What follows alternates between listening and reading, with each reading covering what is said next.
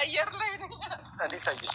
ቤት መቀነሴን በእውነት አረ አንተ በእውነት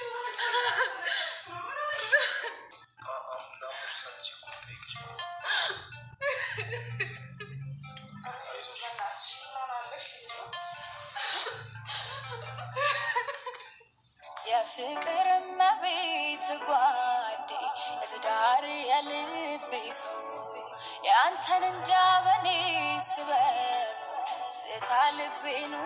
አሰላሙ አለይኩም ወራህመቱላሂ ወበረካቱ። ውድ የቻናሌ ቤተሰብ ሰላም እንዴት ናችሁ? ደህና ናችሁ? እኔ ደህና ነኝ አልሐምዱሊላህ። እና ዛሬ እንግዲህ ደስ የሚል ቪዲዮ ይዤላችሁ መጥቻለሁ። የሁላችሁንም ጉጉትና የሁላችሁንም ደስታ ይሆናል ብዬ ገምታለሁ ማለት ነው። ወላሂ እኔ በጣም ነው ደስ ያለኝ ከልቤ። እኔ ቪዲዮ ምናምን አይደለም ከልቤ በጣም ደስ ያለኝ እና ሰው ልቡ ከተቀራረበ የሀገር ርቀት እና ጊዜ ቦታ እንደማይወስነው ነው ያወቅኩት። እና እንግዲህ እንደሚታዩ ዛሬ ናቲ ከአሜሪካ ወደ ኢትዮጵያ ገብቶ ሄሌንን ሰርፕራይዝ አድርጓታል። ሄሉ ግን በድንጋጤ ራሷን ሳታወድቃለች ማለት ነው። በጣም በሚያሳዝን ሁኔታ በጣም ደንግጣለች። እስከምን በቃ ማመን አቅቷታልና ናቲ ነው ወይንስ በህልሜ ነው? አይ ህልሜ ነው ባይኝ እያለች ጓደኛዋን ቤቲን ህልሜ ነው ባይኝ እንጂ ናቲ በፍጹም አልመጣም፣ ለምን ይመጣል እያለች በጣም ደንግጣለች። በእርግጥ አሟት ትንሽ ተኝታ ከነበረችበት ቀስቅሶ ነበረ ሰርፕራይዝ ያደረጓት። እሷ በቃ በጣም በድንጋጤ ፈዛ ቀርታ የምትይዘው የምትጨብጠውን የእውነት በቃ እንጃ ምትይዞ ነገር ነው የጠፋት። ልጅቷ የምትሄድበት ጠፍቷት ማለት ነው። ቤት ውስጥ በቃ ተዛዞራች ምናምን ነገር ተደባበሰችው፣ አየችው። አንቴ ነክ የምር እውነት መቴ ነው? ለምን መቴ ነው? በቃ ግራ ገባት። እና እንግዲህ በጣም ደስ በሚል ሁኔታ ናቲ ከአሜሪካ ወደ ኢትዮጵያ ገብቷል ማለት ነው። ፍቅር እኛ ልንቆርጠው ልንሪቆ ልንሻሸው እንችላለን ግን እህል ውሃችሁ አንድ ነው ያላ ሰው የጊዜ እና መለያየት እንኳን እንደማይለየው ነው እኔ እየታየኝ እና እያያችሁት ነው። ሄለን ከሌላ ሰው ህይወት ጀምራ ቀለበት እስከ ማድረግ ድረስ ደርሳ ነበረ እንደምናይ ከሆነ። አሁን ግን አልቻለም ናቲ። ሁሉም ነገር እያየ ነው። ሁሉ ነገር ደግሞ በሶሻል ሚዲያ የያዘ ነገር ስለሆነ የሄለን ጉዳይ አሳስቦት ነው የመጣ። ምክንያቱም ሄለን እውነተኛ ፍቅር ወይም ደግሞ እውነተኛ ፍቅረኛዋ ልቧ ከናቲ ጋር ነው።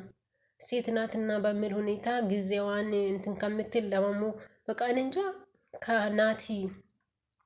ናቲን ለማርሳት የምታደርገው ጥረት እንጂ ከማንም እውነተኛ ፍቅር ይዟት እንዳልሆነ ናቲ ተረቷት እንግዲህ ስራውን ትቶ ሄለን አስቀድሞ እና ወደ ኢትዮጵያ መግባቱ በእርግጥ እኔ በጣም ያሳዘነችኝ። እኔ ራሴ በቃ አንቺ ከዚህ በፊት አንዳንድ ጊዜ አያታለሁ በጣም ታክዛ ምናምን በቲክቶክ እና ደስታዋ በጣም ነው ያስደሰተኝ። ሐቂቀተን ከምር ነው የሚላችሁ ማለት በቃ እንጃ ስታለቅስ በጣም ነው ያሳዘነችኝ። ያው ፍቅር ከባድ ነው ኃይለኛ ነው ሲባል ብዙ ላንረዳ እንችላለን እና እውነት ፍቅር ኃይል አለው። እና ናቲ እንግዲህ እንደምታዩት የሄደውም እንትን ራሱ ሳይቋጭ ነው በቃ ወደ ሀገር የተመለሰና እንኳን በሰላም ተገናኛችሁ ታርቃችሁ ሰላም ፈጥራችሁ ደግሞ ያው ወደ ትክክለኛ ትዳር ትገባላችሁ ብዬ ተስፋ አደርጋለሁ። ናቲ አንተንም እንኳን ደግሞ አላህ በሰላም ለሀገር ያበቃ። ከሄሉ ጋራም ደግሞ እንኳን በሰላም ተገናኛችሁ። ሄሉ ደግሞ ከናቲ ውጪ ማንንም ሰው ከልቧ ወዳውም አፍቅራም አታውቅም። የጊዜ ጉዳይ ሆኖባት ነው እንጂ ግን የሀገር ርቀት መለያያት እና ጥላቻ ምናምን አንድ ከልብ የሚዋደደውን ሰው መለያት አይችልም። ለጊዜ እንትን ያደርጋል እንጂ የእውነት እንደምታዩ እነዚህ ዞሮ ዞሮ ተገናኙ። እና እንደምታዩ ደግሞ ናቲ ሄሉ ምን ነው ማምጣቴን አልወደድሽም እንዴ እያላት ነበረ ማለት ነው። እሷ ግን ደንግጣ በቃ ያው ማመን አቅቷት ነው እንዴት እንደመጣ ራሱ ምናምን ያው ተጣልቶም ስለነበሩ ግራ ገብቷት ነበር ማለት ነው። ብቻ ደስ የሚል ጊዜ ነበር። እና በዚህ አጋጣሚ ደግሞ ሶፊያና ፉአድ ጠፍተዋል። ሶፊያና ፉአድ የጠፉበት ምክንያት ሶፊያና ፉአድ አግብቶ ለጨግሏቸው ከመረበሽ እና ከምናምን ብሎ ሌላ ሀገር ተሳፍረዋል ማለት ነው። የሄዱበት ቦታ ደግሞ ቪዲዮ ሊሰሩ ምናምን ገና አዲስ ናቸው። አዲስ ሙሽራም ስላልሆኑ አልተዘጋጁም ቪዲዮ ለማስራት ምናምን እና ስለዚህ ሶሻል ሚዲያ ላይ ብዙዎቹ ፏፉና ሶፊን ለምንድነው የጠፉት? ለኛ አያስቡም ወይ? ለምን አይመጡልን? ምን ሆኖ ነው? ምን ገጥሟቸው ነው የምትሉ ብዙዎቹ አላችሁና ሶፊያና ፉአድ አዲስ ሙሽራ ናቸው እና ያው ወደ ሶሻል ሚዲያ ደግሞ ቶሎ ሊወጡ አልቻሉም። ምክንያቱም በቤተሰብ ዙሪያ ቶሎ ወደ ሚዲያ እንዳይወጡ ታዞ ስለሆኑ እና ፉአድና ሶፊ አዲስ ሙሽሮች ይመጣሉ። ጠብቁ፣ በጉጉት ጠብቁ። እና ያው ቶፊቅም ጠፍቷል እንደምታዩ። ቶፊቅ እንግዲህ ያው ሶፊ ስላገባች ደንግጦ ነው ብለን እንያዘው ወይም ደግሞ ሚዜ ሆኖ ነው። በእርግጥ ሶፊያና ፉአድ አግብተዋል። የሄዱበት ሌላ ቦታ ነው፣ ሌላ ሀገር ሄደዋል እና ያው ቪዲዮ ቀርጾ ምናምን ሊለቁ አልቻሉም። ታግሳችሁ ጠብቋቸው። ሲመጡ እንግዲህ ያው ሞቅ ደመቅ እንደሚያደርጉና እንደሚያስደስታችሁ ያው በጣም በናፍቆት በጉጉት የጠበቃችሁት የፉፉና የሶፊ ቤተሰቦች እንደምትደሰቱ በእርግጠኝነት ተስፋ አድርጋለሁ። ያው ሁለት ድርብ ደስታ ሆኖ ነው የምታገኟቸው። መጀመሪያ ያኔ የሚዲያ ምናምን ነው ብዙ ቻሌንጆቹም ነበሩት። ብዙ ቻሌንጆችም እያሳለፉ ነበር። ብዙ ነገር እየገጠማቸው ነበረ።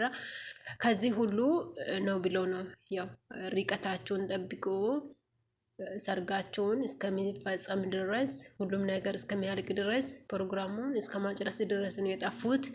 ስለዚህ ፉአድንና ሶፊን የተናፈቃችሁ የሶፊያና የፉአድ ቤተሰቦች እንዳይደብራችሁ፣ እንዳይከፋችሁ ሙሽራና ሙሽሪት በቅርቡ ጠብቁ ማለት ነው። ይመጣሉ በቅርቡ ጠብቁ። ሌላ ሀገር ስለሄዱ ነው ያው በጣም ብዙ ፈተናዎችን አሳልፈዋል ሁለቱንም። ስለዚህ አሁንም ደግሞ ሮጦ ወደ ሶሻል ሚዲያ ማውጣቱን ስላልፈለጉት ነው። ያው ትዕዛዙ ከቤተሰብም ነው። ስለዚህ እንዳታስቡ ብዙ ለማለት ያክል ነው። ፉአድና ሶፊ አዲስ ሙሽራ ናቸው እና ሙሽርነታቸው ትንሽ እንትን ስል ደግሞ ይመጣሉ።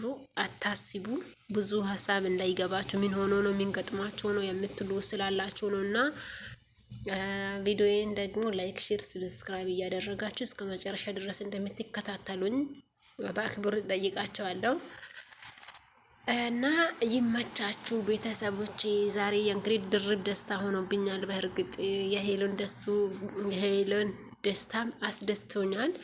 የፉፉና የሶፊ መጋባታቸውን ስሰማም ደስ ብሎኛል። እናንተም እንኳን ደስ አላችሁ።